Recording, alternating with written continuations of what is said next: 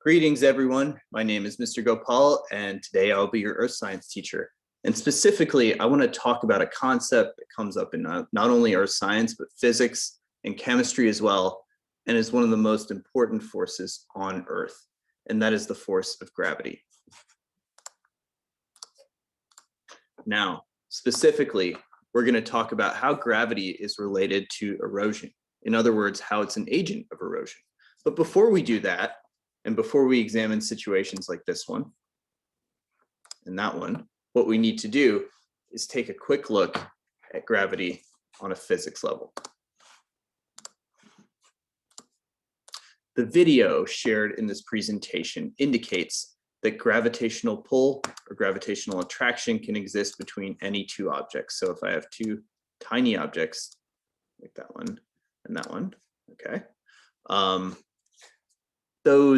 let's say that we have a bird's eye view, and those are maybe two objects on my desk, okay? Let's say that they represent my pen and my cell phone. These two are attracted to each other by the force of gravity. That is to say, one pulls the other, and the second one pulls the first, okay?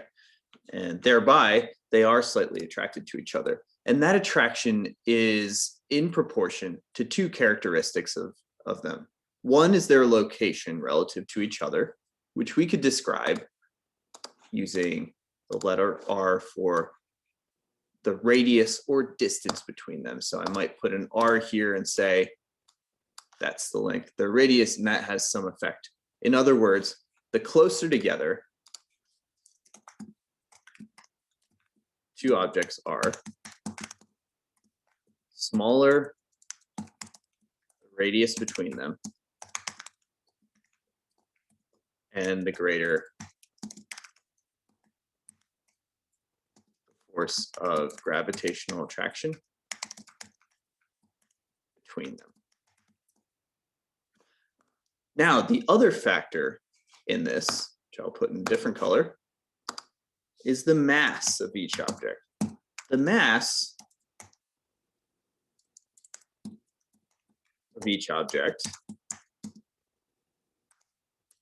affects gravitational attraction. Specifically, the more massive an object is,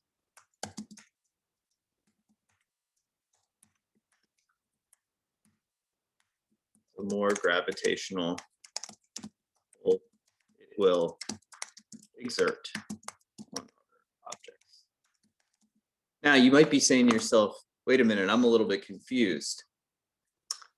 I take this phone and this pen and I'm holding them. I can't feel any gravitational attraction between them. I can't even feel if I pull them closer together. What gives? Well, there's gravitational attraction between all the objects on my desk.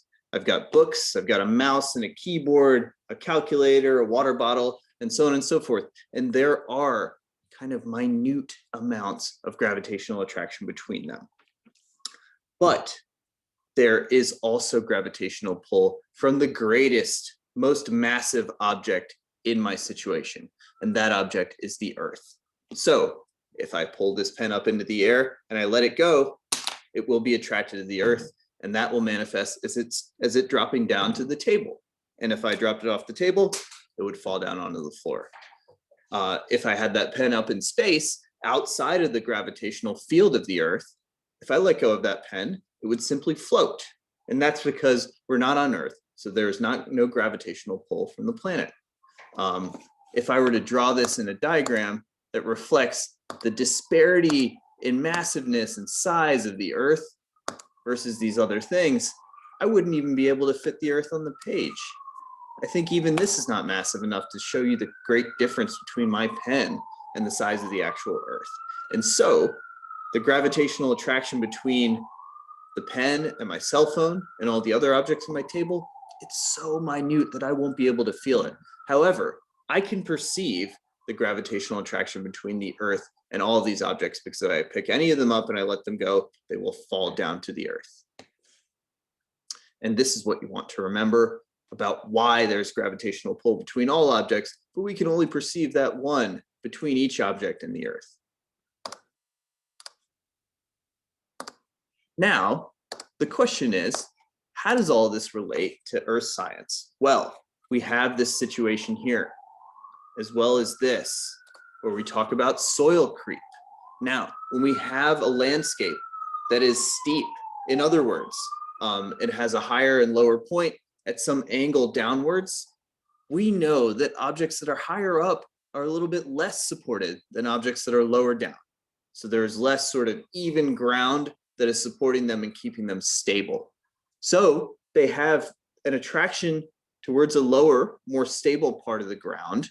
And over time, because of the way that gravitational pull kind of gradually works on them, you can see these ripples in sort of landscapes on a hill. We call them soil ripples. And what they represent is places where the soil was less stable and was pulled down closer to a lower point on the earth. And we'll see this happen over and over again with steeper structures above the earth. So if we're talking about mountains, we may have driven past mountains or seen pictures of mountains and seen rubble, rock rubble at the bottom of this. And that was due to gravitational pull, pulling loose particles from a mountain. And here's how it manifests in Regents' question. So I have this question based on the features shown. Which erosional agent had the greatest effect on tree growth and the structures that humans have built on this landscape? We've got 4 choices. The correct choice in this case is mass movement, okay? We are talking about masses or objects with some kind of amount of particles in a given space being pulled closer and closer to a more stable lower point on the landscape. That's manifest in the leaning poles and the leaning fence and the curving growth pattern of that tree. And so when we're thinking about the way in which erosion is manifest through gravity, we have to consider the fact that gravity affects all objects on Earth. And the less stable the structure is under those objects, the more they have a tendency to be pulled by gravity to a lower point on the Earth with greater stability. Now, finally, how does this affect human life? Well, if we're building in areas that are on hills, we can expect that perhaps we might be in a little bit of danger because loose particles at higher points with less support will possibly be pulled down towards whatever structures we built lower down, as is the case in this picture.